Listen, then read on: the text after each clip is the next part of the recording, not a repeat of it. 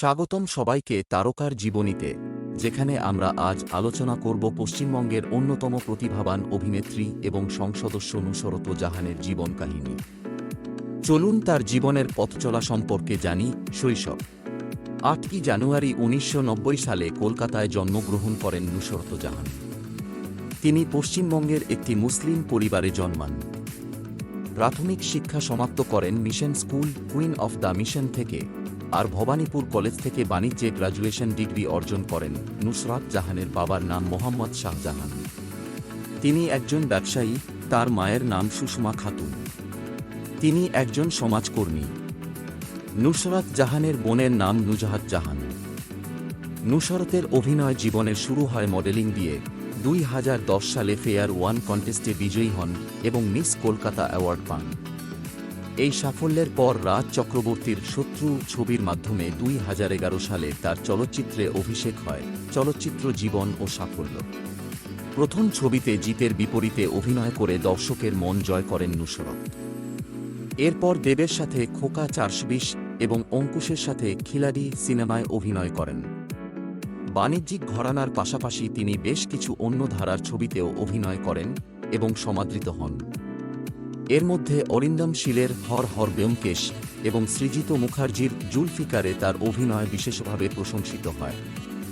তার কিছু সুপরিচিত চলচ্চিত্রের মধ্যে রয়েছে শত্রু 2011, খিলাড়ি 2013, লাভ এক্সপ্রেস 2016, বোলো দুর্গা মাইকি 2017 এবং অসুর 2020 জুটি এবং জনপ্রিয় সিনেমা। অঙ্কুশের সাথে তার জুটি সর্বাধিক জনপ্রিয় হয় এবং এরপরে তারা দুজনে বেশ কিছু জনপ্রিয় সিনেমায় অভিনয় করেন, যেমন জামাই 420, হরিপদ ব্যান্ডওয়ালা, বোলো দুর্গা মাইকি, কেলোর কীর্তি ইত্যাদি। রাজনৈতিক জীবন। নুসরাত শুধু অভিনেত্রী নন, তিনি একজন সংসদ সদস্য। সর্বভারতীয় তৃণমূল কংগ্রেস AITC দলের হয়ে তিনি পশ্চিমবঙ্গ থেকে নির্বাচিত হয়েছেন। নুসরত তৃণমূল কংগ্রেসের প্রার্থী হিসেবে বসিরহাট কেন্দ্র থেকে লোকসভার সাংসদ হিসেবে প্রতিনিধিত্ব করেছেন। ব্যক্তিগত জীবন। নুসরাত জাহানের ব্যক্তিগত জীবনও খুব আলোচিত। 2019 সালে তুরস্কের বোর্ডরুমে তিনি নিখিল জৈনকে বিয়ে করেন, কিন্তু তাদের বিবাহ ছিল স্বল্পস্থায়ী। পরে অভিনেতা এবং বিজেপি রাজনীতিবিদ যশ দাশগুপ্তের সাথে তার সম্পর্ক গড়ে ওঠে। তবে নুসরতের জীবন ছিল না শুধুই সাফল্যের গল্প।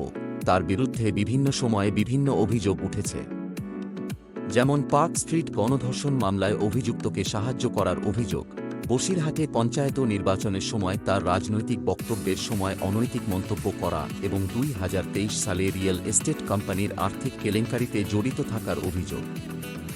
যদিও তিনি সব অভিযোগ অস্বীকার করেছেন।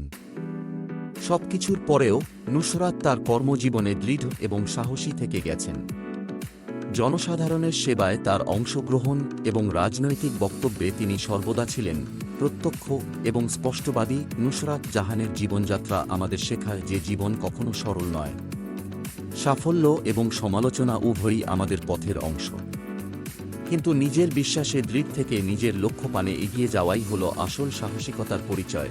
এই ছিল নুসরাত জাহানের জীবন কাহিনী। ধন্যবাদ সবাইকে আমাদের সাথে থাকার জন্য। আরও অনেক তারকার জীবনী নিয়ে আমরা আসব পরবর্তী পর্বে।